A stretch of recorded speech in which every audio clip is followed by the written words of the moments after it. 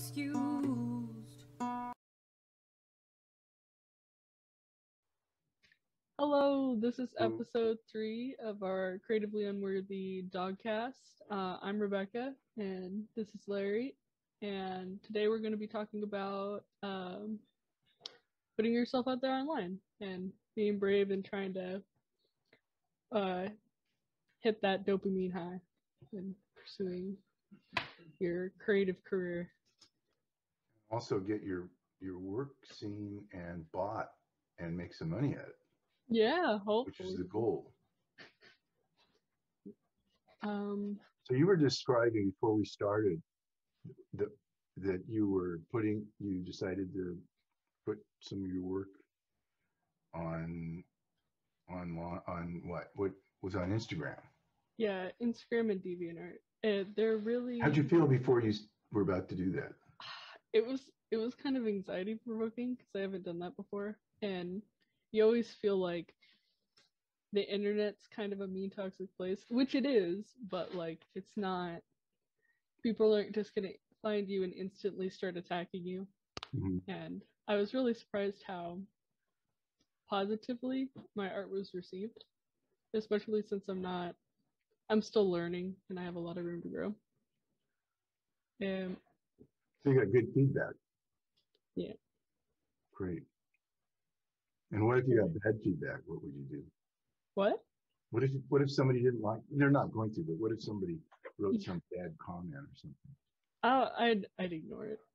Well, I heard a saying once that if one person says something mean about something you did, it's probably just them. But if 3 people say something, then maybe it's an actual critique and you're not just like getting upset. Okay, wait, I was gonna screen share. See if I can. What I've noticed is that if I can read 100 reviews on books, and if one review, just one, was negative, that's all I focused on. Yeah, it's really hard not to because you spend happen? a lot of time on something. Oh, I was gonna screen share to show everybody. Oh, those ducks? Yeah.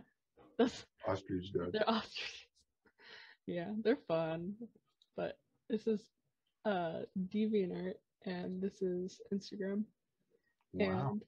And yeah, I just drew this one. He's pretty good. Thank you. But technically it's a trace from this character in a video game, but I was practicing proportions. I really like how I did the mouth and things. But it's okay to trace. Yeah. It's okay. Like a lot of Michelangelo's work, they find out like a lot of stuff he didn't do. He had people that copied his original styles and stuff like that. But we sort of get stuck in this paradigm, especially the creative people, that everything is completely original and has to be completely original or it's worthless, Yeah. But every time you trace that face, you learn how to do that face. Every time you trace a hand, that's why I learned I'm really good at doing hands. Okay. We don't need to that was my hand. That's your hand. Yeah, your hands are good. Okay. So I'll show you a hand. I'll show you one of my hands that I really like. Hold on.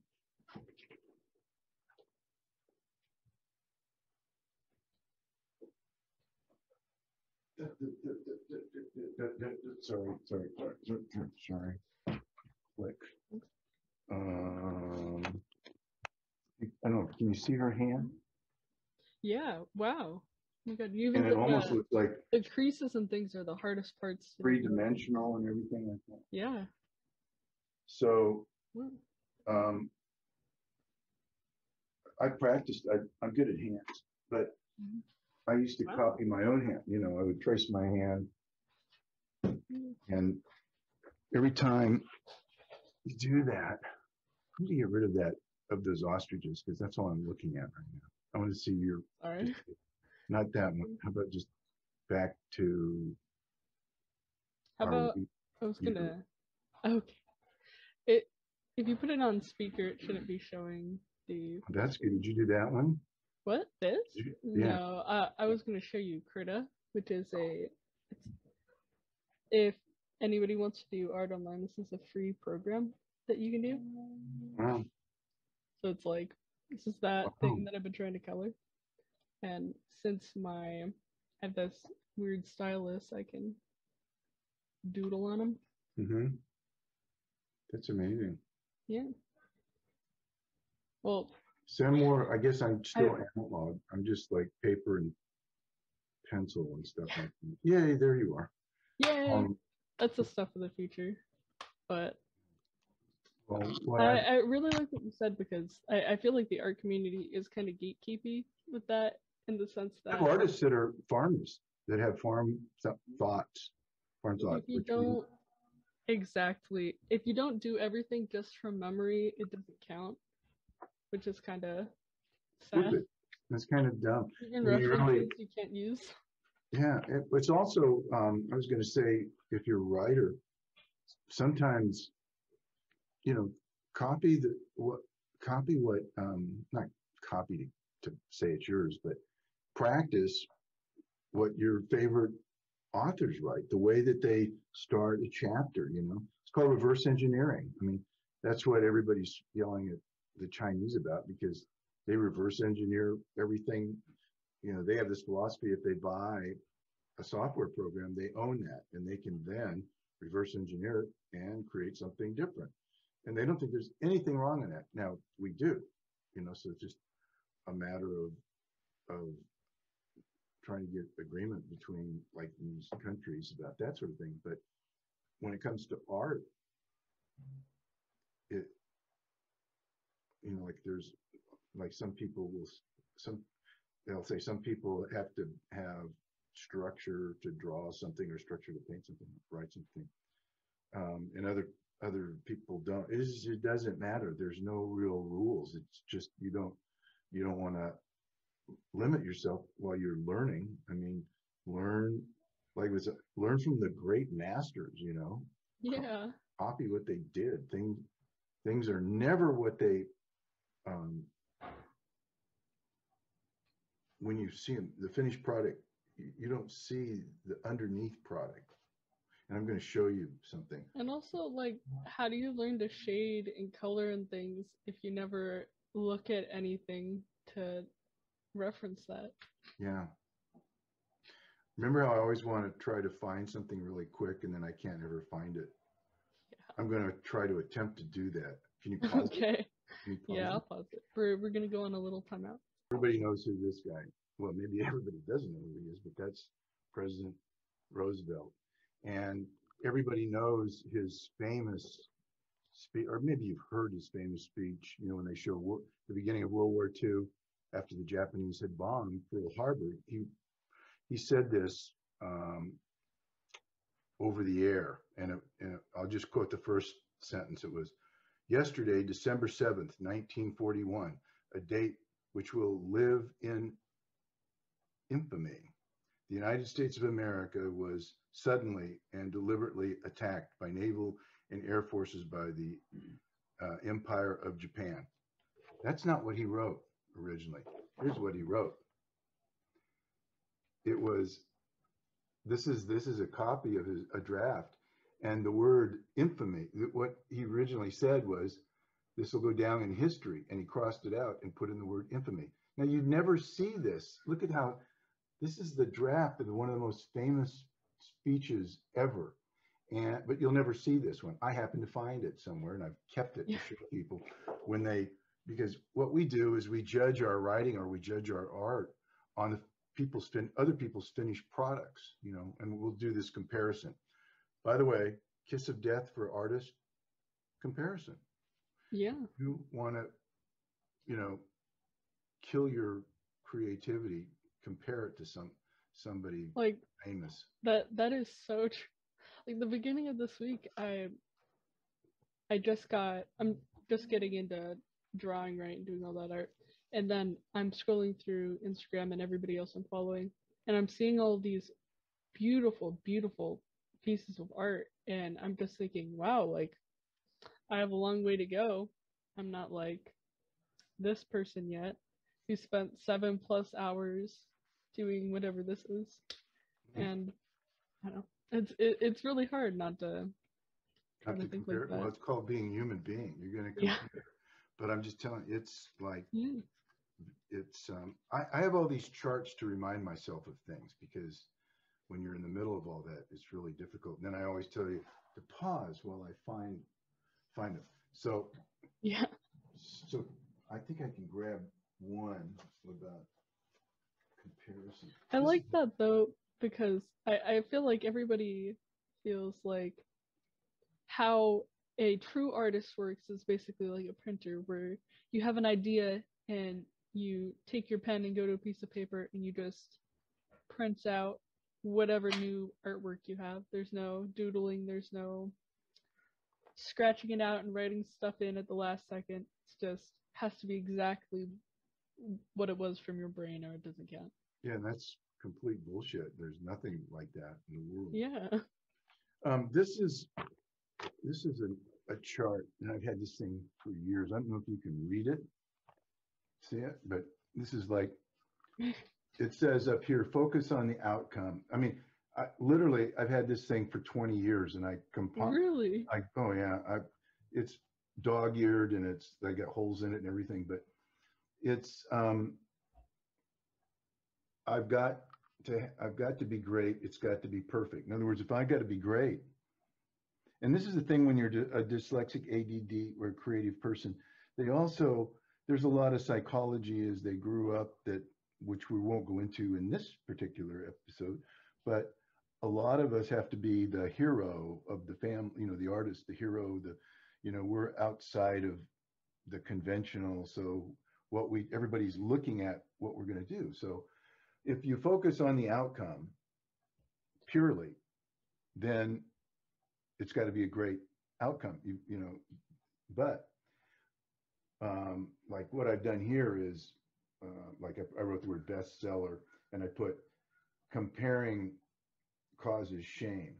Comparison causes shame, and shame stops me. Shame stops everybody. So what I wrote down here was, I mean, this is this line right here, like bestseller. I'm going to evaluate like, oh, here's like really great writing, or here's this really great painting, and I'm going to compare it to mine. Boom, it's terrible. Then I feel bad. Then I won't go any further. But or I'll think, well, here's one of the things that pops in my mind. If I evaluate it and it's no good, that means I had a stupid idea. So what I've done is I've set myself up as pass fail. In other words, you know what that means. So that's when I focus on the outcome. Now in a parallel universe where we should try to live as much as we can, you focus on just the process. And you hear that a lot. People say, it's art is a process. It really is a process. When it's in a process, you have steps that you start, and if you're going to make a comparison, compare it against yourself, and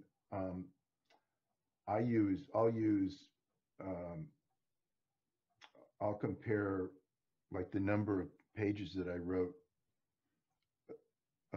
like the week before. Oh, I did 4 pages. So I'll create what I wrote here was schedule time. Then step 3 is create a feedback loop.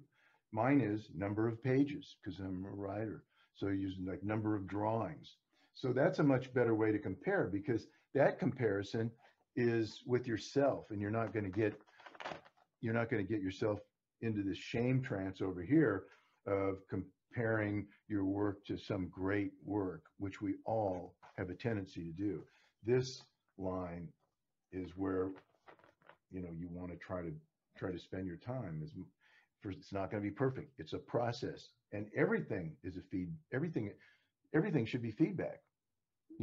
If somebody says, "Oh, I didn't like that." Oh, great. Thank you for sharing, jerk. Get the hell out of here. But, you can use that, so I don't know. Is that helpful? Yeah, no, that's really helpful. Actually, I should make a page for our podcast so we can post stuff like Oh, that our pictures because of stuff. Yeah. Can you do So that?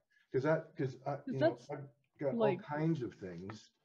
When we talked about in the last one, like we talked about divergent, convergent thinking and all that sort of stuff. yeah. So I have charts for that. Like, this is every thinking is all on a continuum. So most people are somewhere in the middle, and then you've got on this side you've got convergent thinkers. That's what I would call a farmer. They converge to one correct answer, and divergent thinkers all over the place. So that chart helps remind me. It's an easier way to explain it, convergent, divergent thinking. So I've got a lot of charts like that, which I guess I could take pictures of, and you can do something with them. Yeah.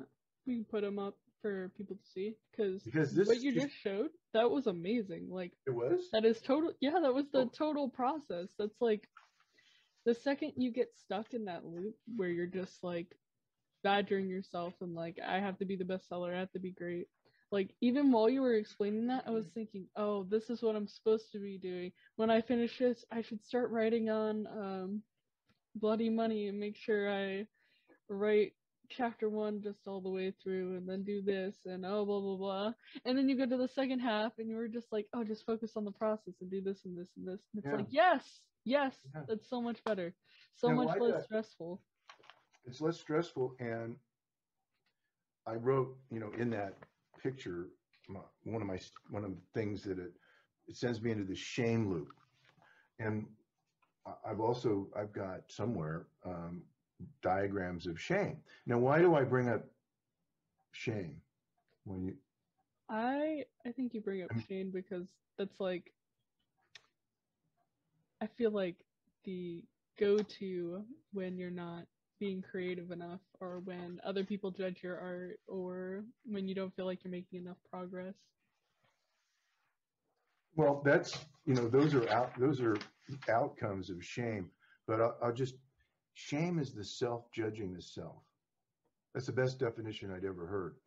And shame, when if you're growing up dyslexic, as like what was the class you were put in?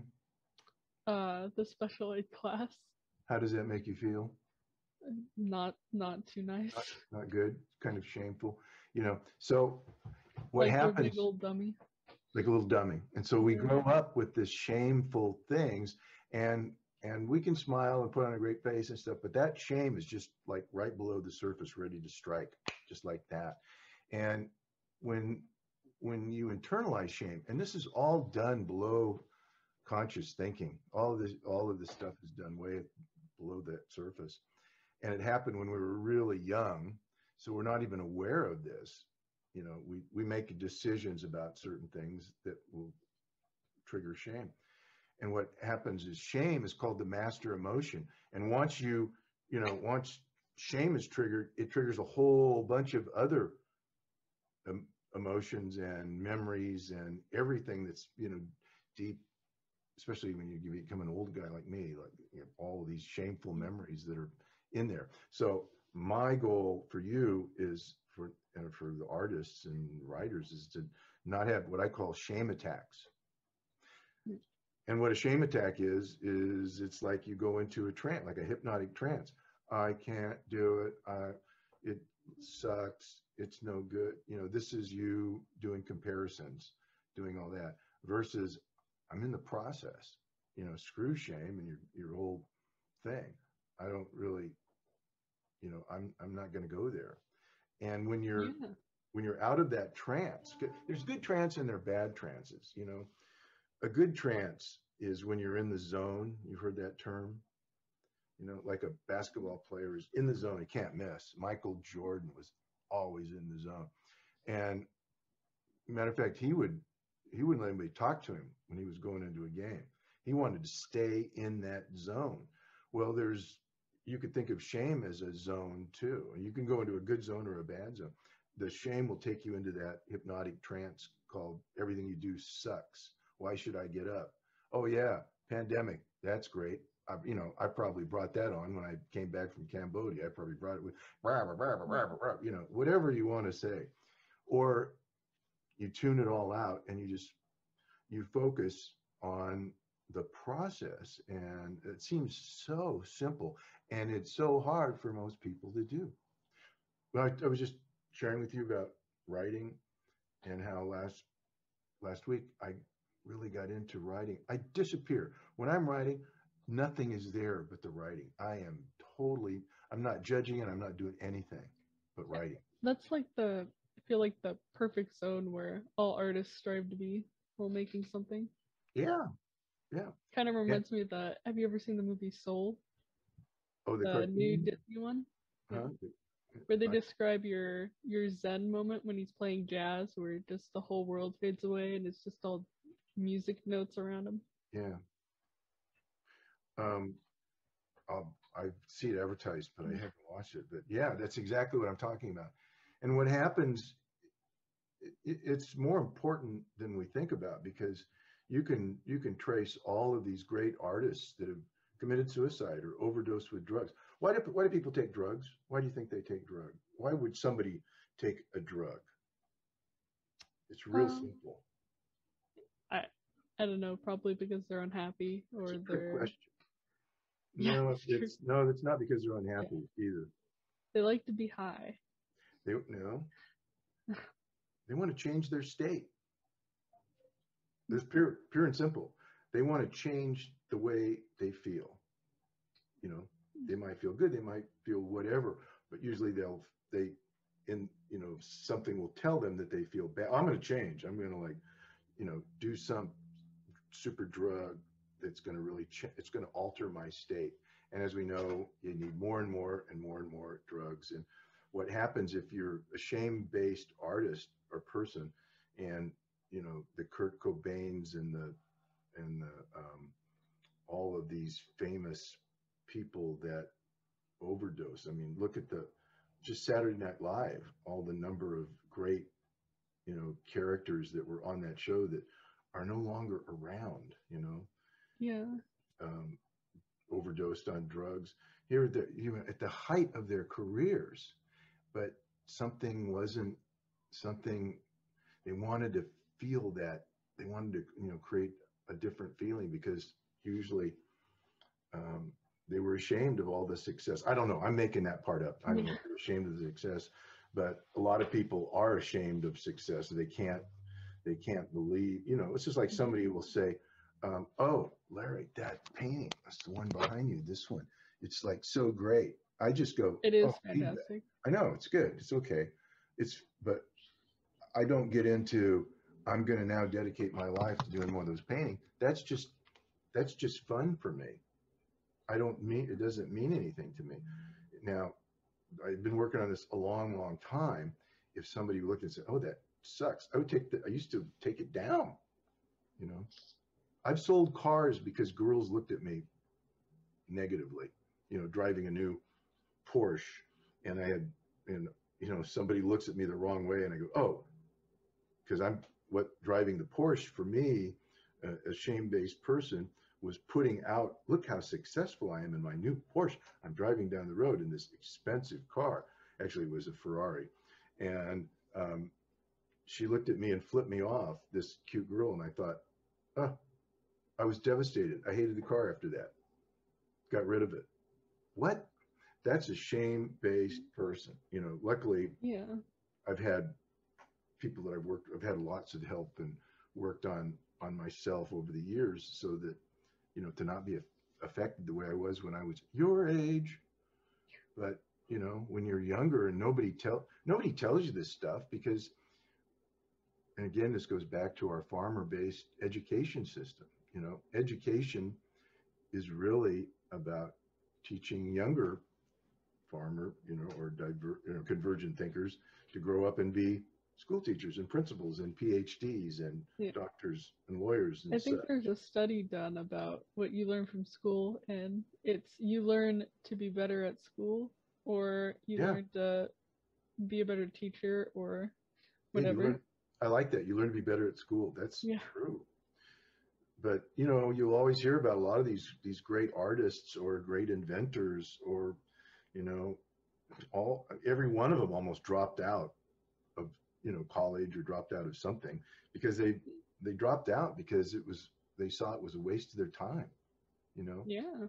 What I'm going to do, I'm not going to get, like, I have a master's degree in outdoor recreation and environmental studies. The environmental studies is a great part of it, but I'm not going to be a recreation director. That's a farmer job. I chose that pathway because there wasn't a lot of reading, wasn't a lot of writing or math, Yeah. you know. So I took something like a lot of PE classes and things, just because that was how I got through school. But I've never, other than just all that degree has done for me is say I can complete a curriculum of school, but I've never used Yeah. anything I've learned from it except my ski techniques. Yeah. I went to University of Utah, and I taught skiing was part of my master's program. Ha ha! For those who want to use their athletic ability in a cool, devious way. I wish part of my major did more things like that, because half of the stuff I know I'm not going to use later. Like, I have to take statistics next semester, and I don't know when a nurse is going to use statistics, but I'll be prepared for that situation, Yeah. I guess. Okay, you want me to tell you how to get ready for statistics? Yeah. Okay. I So already feel not ready. you're already not ready. Yeah. Because back to the reasons why we're doing this podcast. You have to get through all this bullshit. Okay. I mean, I don't know the way to say it. Get through school, get through bullshit, get through everything. Yeah. Like, you've got to figure a way to buy time for you to become a really great artist, a really good, I don't know, great art, but a really, professional artist or a professional writer or professional something in it. I mean, that's the goal. That's the goal. Yeah. But we've got to figure out techniques to get you through there. And that was the reason why I wanted to do this. Well, Or we can share the techniques with all of our audience. And you taking statistics was like when I was in community college, junior college. In order to get my AA degree, you have to take a math class. And I took, hold your breath, trigonometry. I thought, oh my God. You know what grade I ended up getting in trigonometry? What grade? I got an A. Really? How did you do that? I got D's all through algebra, and I had to cheat to get to the D.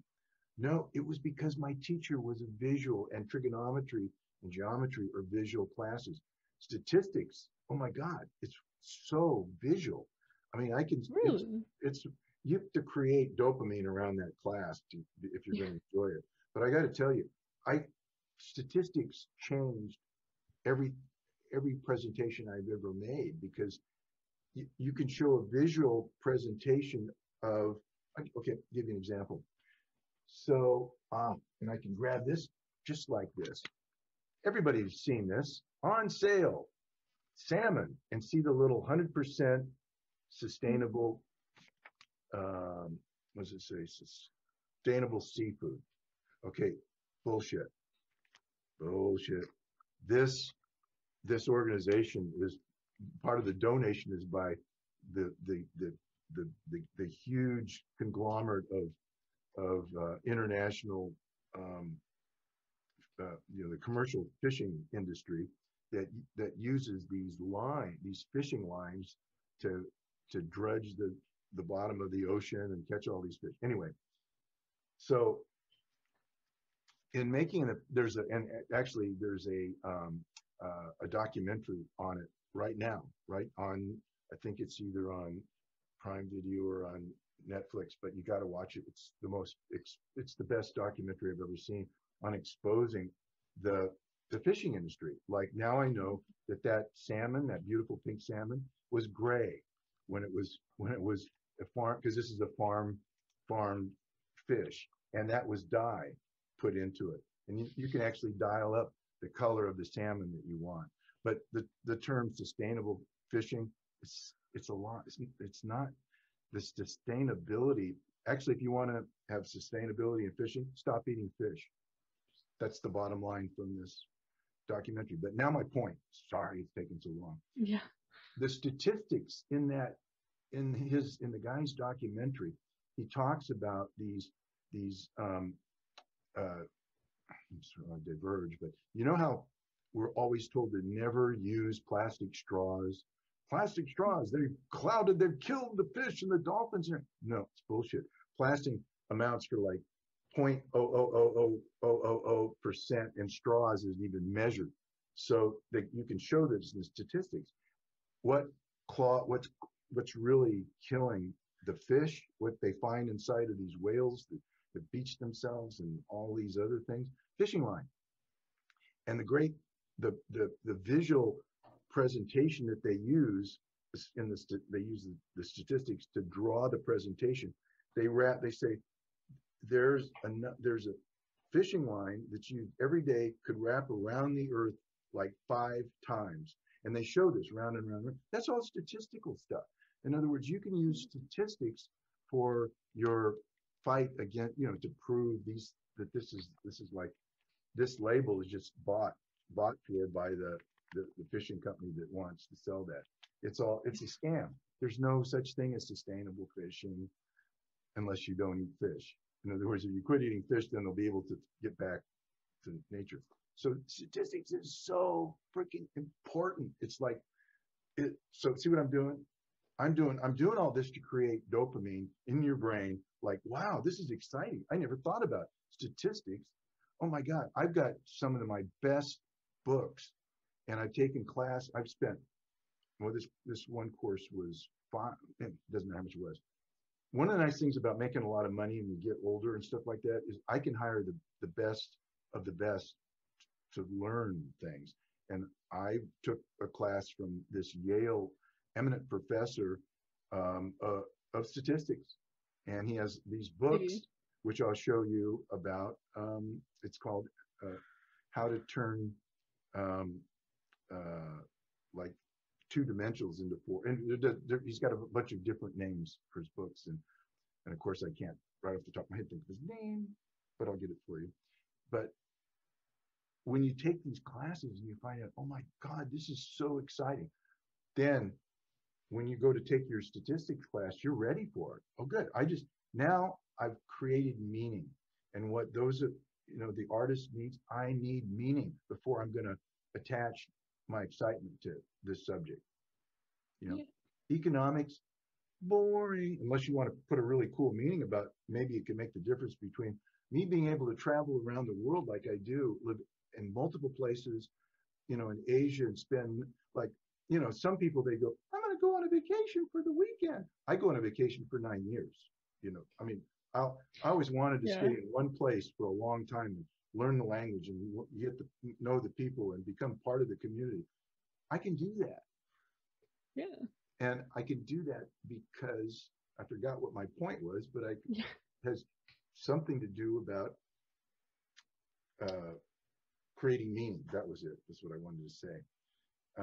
Creating meaning around economics and money. Yeah. And that's what I did. But I love that message because I feel like that's really important for hunter brain people, divergent thinkers. Is like, if you're not interested in something and like you don't find that meaning in it, like what you said, you really don't, you won't be interested in it at all.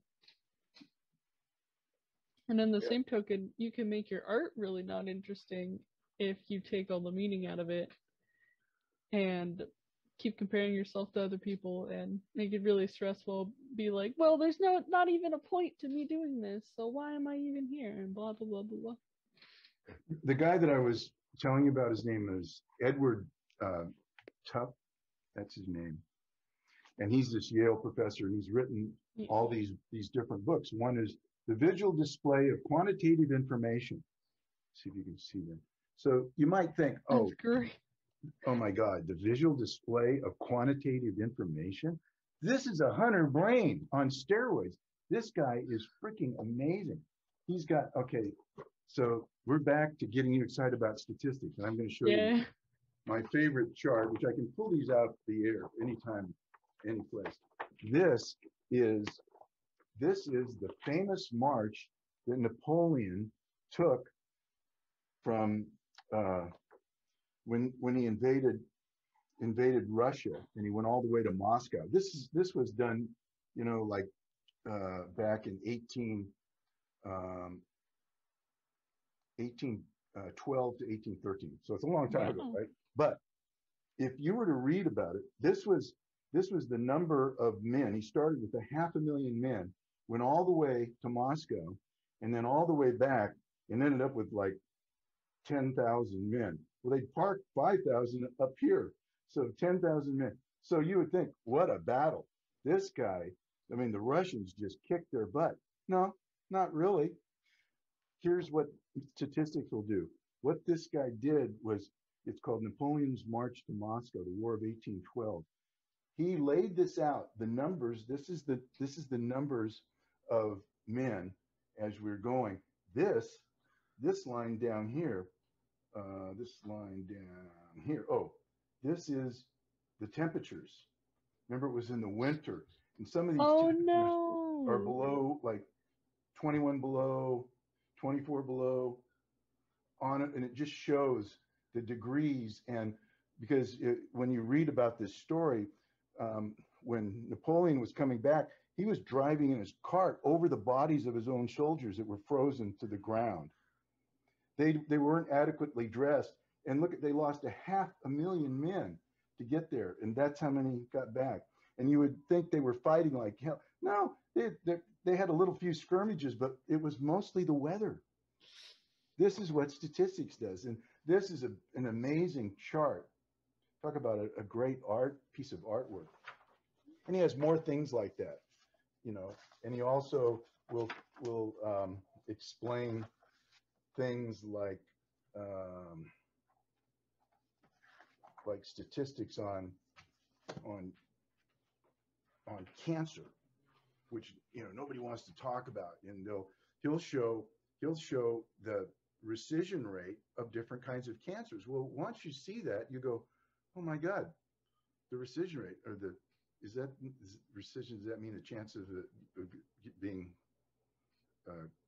getting rid of it or disappearing? Is that the right word? I'm not sure. But anyway, you know, it's like 99% in like most of them. And then there's some of them that, you know, that's not like that. But you could look at that and suddenly feel, not feel so bad. So statistics, this is all, you know, you hit a buzzword for me with that. And this stuff isn't taught in your everyday, isn't going to be taught in your everyday colleges. I mean, this guy is, he's just amazing. I don't want to get started on that because it'll take us off in a different direction. But now how do you feel about taking your statistics class? I'm more excited than taking physiology. Physiology. Yeah, that's gonna be fun. Can anybody actually spell physiology? I can't. You know, when I first registered for it, I registered for psychology because they're so close that my brain just was like, oh, okay. And I had to drop out of it and register into it as one of the last people in the class and got on a waiting list because I messed up that bad. Dyslexic adventures, everybody. Yes. But your adventures can take you into give me a definition of physiology. Physiology? Mm-hmm. Your bodily functions, like your how your arteries work and how your cells process things. Seems like that would be an important, you know, if you want to be a nurse, that's got to be. Yeah. Oh, it's definitely like one of the necessities. What I want to try to do with you is every one of these classes is create an excess amount of excitement about the class, you know, and how it relates to your artwork, how it relates to how, you know, and how to avoid shame, because hopefully you can draw anatomy better after it. Yeah, well, what we're about is giving yourself time. So you're not going to draw 24 hours a day, unless you're insane. But you know, you're going to need maybe to get a job, also to support your fun habits, Yeah. or whatever, while you're waiting for the big breakthrough. Yeah.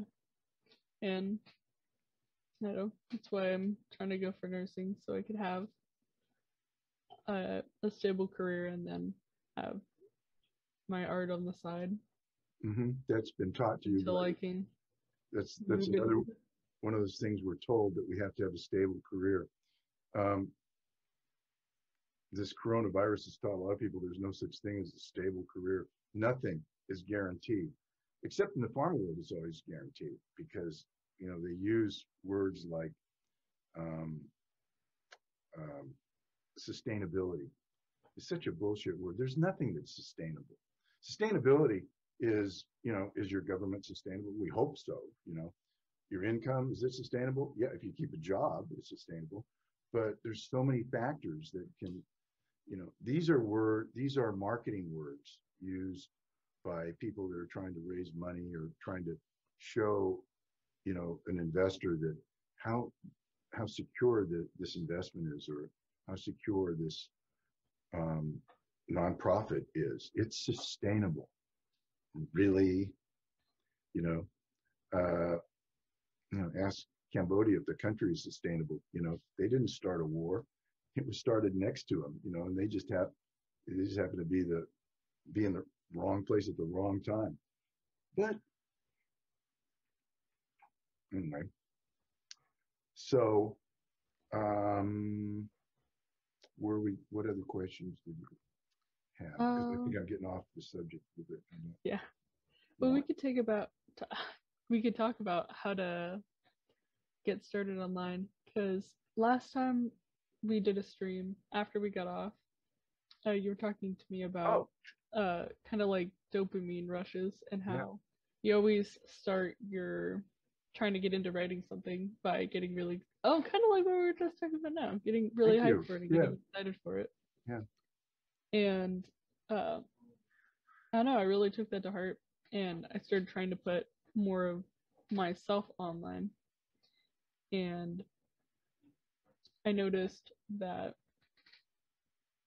it's kind of, I don't know, it is a dopamine rush to see somebody likes your post or somebody does another thing.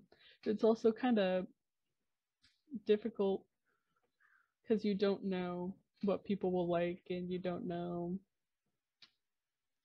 kind of, if you're just starting out, especially, like how to get people to notice what you're doing. Or okay, let me stop you right there. Yeah. That's the quickest way to get into my little comparison, my focused on the outcome. First of all, you have literally no influence on an outcome. An outcome is just going to be the outcome. When people argue with me, oh my God, yes, I can influence it. No, you can't. Not the outcome. You can influence the process along the way, but you can't influence if somebody's going to buy your book or not. You can bake it. You can try to get all your friends to sign up, and you can do all that. But all of the the industry that started, which is the self-publishing industry, minute number of people have ever made any money at that, unless they spent tremendous amount of money on marketing it, because it's all focused on the outcomes. I'm a published author. No, you're not. You wrote a book and you self-published it. You didn't stick it out there and let the world buy it. That's a whole different subject. And I have almost no influence over that, except one thing: I can try to write the best book I can write, and then pray. So, and also, it's called trending. If you're looking at, I'm just going to write about, dead people coming out of the grave, and zombies. By the time you get that book done, or the paintings all out there, it's all into the next trend. So following a trend is a kiss of death, for an artist. And when I say do what you know best. That's really true. Right? Draw, write, everything, stuff that you enjoy doing. And here's why. And I forget who said this, but he was really a great guy. And he said, it was Joseph Campbell. That's who it was, my favorite mythologist. If you're focused on your bliss, you know, and he would have the saying, follow your bliss. Well, what does that mean? It means follow what you really love to do. If you have no, if the outcome is arbitrary, you know, you have really no influence on that whatsoever, and you have total influence over the process, and you're following your bliss, then you're getting hits of dopamine the whole way along. Oh, this is exciting. Oh, I love that. I really enjoy this part of it. In other words, it's almost self-sustaining. Whoops, you know, Yeah. self-sustaining thing if you go along that process. But if you're so I love what he says about that. You know, that's much different than trying to figure out what the market's going to dictate. Because the crowd kind of always is always shifting and changing. Always shifting. They're like fish in the ocean avoiding a net. Yeah. I do think marketing through online is pretty good. Like getting yourself known, like kind of thing. So hopefully if my Insta gets big, people will be like, oh my God, you're writing a book? I can't wait to see what that's like since you're blah, blah, blah, blah. It's good, you know? Well, just don't spend, I mean, my advice is, you know, spend 10% of your time on marketing and 90% on the work. Yeah. I mean, frankly, like if you put my name, if you Googled my name, there's a murder case in there with a guy that has the same name. But if you avoid that one, I come up over and over, and I've never tried. I've never tried to do anything, and yet you put my name in, and I'll come up first or second or third, you know, right up at the top. Oh. And that's because I focused on the work. You know, I was published by Random House, one of the biggest company publishers in the world, Penguin Random House. Amazing. And then everything connects to it. You know, Google connects stuff, so they connect my art, and and on and on and on. But I never really tried. Every time I haven't said I never really tried. Every time I've listened to people about what I should do, it just ends up costing me money because they're not really experts. They're just, you know, say they've got this expertise. They're going to make me famous. And what does that all do? That's like trying to create this fantasy. Oh, I'm going to be famous. Oh, I'm going to have all this prestige. Remember our definition, our new definition, or the real definition of prestige? Do you know what that is?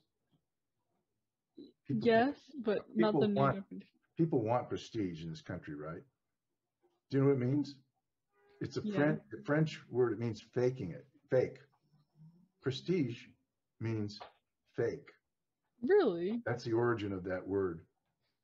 This really sums up America, you know. Yeah. We're so freaking fake, you know, even in our, you know, make America great again. Well, according to who? I thought it was pretty good, you know. I mean, that's another thing. Always, as an artist or as a person, you should always ask, like if somebody, you know, quotes something or throws something out, you should say, according to who? You know, if the thing is outrageous, like the things that you'll hear on television, just, you know, get in the habit of saying according to who. Yeah. I feel like that's a good one. And most people can't answer you because they just heard it on the internet or on some other thing, and they're just regurgitating bullshit that they, you know, heard. It kind of sounds like the improv thing where you say yes and after something. Yeah, exactly. And my mission is to only present to you things that have worked for me, things that work. And the result of that is, you know, 50 published books and thousands of articles and first place gold medals for paintings and stuff like that. I'm so wonderful. Yeah, I mean, you are. You've done a lot of things. It's pretty. Except it boggles my mind how we became pen pals. and how worthless I think of everything that I do is Yeah. worthless, which is the title of this, the what is our title? The Creatively Creatively Unworthy. Unworthy. Even though he has 50 plus books and he does all these amazing things, people, crazy, absolutely insane. So it never ends. It's Doubting never ends. yourself. See, unfortunately, there's the good news and the bad news. The good news is you're probably going to be really a good, you'll be an artist and make a living. The bad news is you're going to fight shame your whole life. If you grew up dyslexic or ADD, that's one of our enemies. That's like the evil force that's out there that will trip you up, that'll cause blow up relationships, cause divorces, start wars, Yeah. shame. Anyway, that's our presentation for today. Yeah. Thank Probably you. start wrapping us up. Yeah. Well, I always said thank you. Yeah. Oh. Well, oh, I've got one. I know what we should do. We should say what are people interested? What are you interested in talking about in the artistic, in the realm of either writing or art or acting? Yeah. By the way, acting boggles my mind. That takes a lot of bravery, I feel. Oh my God, yeah. And you have to stand up in front of people and look put yourself silly on out there. purpose and not feel anxiety. Yeah, and you'll always hear almost every one of those, the stand-up comedians and stuff, and the people that are really great at it. They're all come from shame-based backgrounds. They're all dyslexic, ADD, and on. I mean, Steven Spielberg has now come out and said he's, dyslexic. It just goes on and on. It's just how you handle it. What was the process that he used? And I spent a big part of my life researching, how to live a normal life in a kind of an abnormal world, in a world that's not, not friendly to me, which is, I always feel like it's been an adversarial position, through school and work and things like that. Because I'll be successful. I can't help it. I just am. I just end up, whatever I take on, I do really good at. And then that's a really good trait to have, though. It's a great trait. Yeah. And I don't know if I'm just, doesn't matter if it's true or not. It's what I believe. And if I believe it, then I sort of manifest it, make it happen. Yeah. Your thoughts are your reality. If you've got confidence, here's the other part. What we want the artist to come away with is confidence. If you don't have self-confidence, you won't try anything. You're dead before you even start, And I hear all the time people say, oh, I really wanted to write that. Well, I don't want to hear about you really wanted to. Just do it. Just start writing it. Just get a piece of paper. You don't have to take a class. Just start writing notes, journal things. Yeah. And then when you get 2 or 3 boxes of your writing, bring them to me and I'll tell you if it's any good or not. So I said 2 or 3 boxes. Yeah. Most people will write one, they'll write their novel. They think they've got one novel and that's that pass fail, If it doesn't get published, I'm done. No, as soon as you get through the one thing, you start the next one. I've always got a screenplay in different phases. I've got 3 of them, 2 of them that are ready to sell, one in the background working on, just because that's my process. Yeah. I don't know if it's going to, I've already sold a screenplay twice, the same one. But I don't know if I'll sell another one or again, who knows? I hope so. I hope so too. Yeah. But anyway, but I also feel like that's the ADHD side, is having a bunch of projects you're working on. Oh my God. See, this is what, remember I told you. I'm working on drawing right now and getting into digital art, but also a book and also fantasy world that I might turn into a book and yada, yada, yada, yada, yada. Okay, what we're going to talk about next week is where myself and John Fox reframed all of the traits that the farmer says that we have, that the psychologists say that the dyslexic, ADHD, or ADers, I call them. The symptoms of our disability. Yeah, and I'll flip them around and show you the opposite side of it. So now you got a reason to come back. Yeah. And um, And we'll start we'll adding talk a lot of more. these, Yeah. the visuals. I'll send Yeah. them to you, and then you can put them on there. And we'll get into success stories, all that, maybe. I don't know. Yeah. So, get a full agenda for next week. Okay. You're excused, 'cause you're always late, overweight, and totally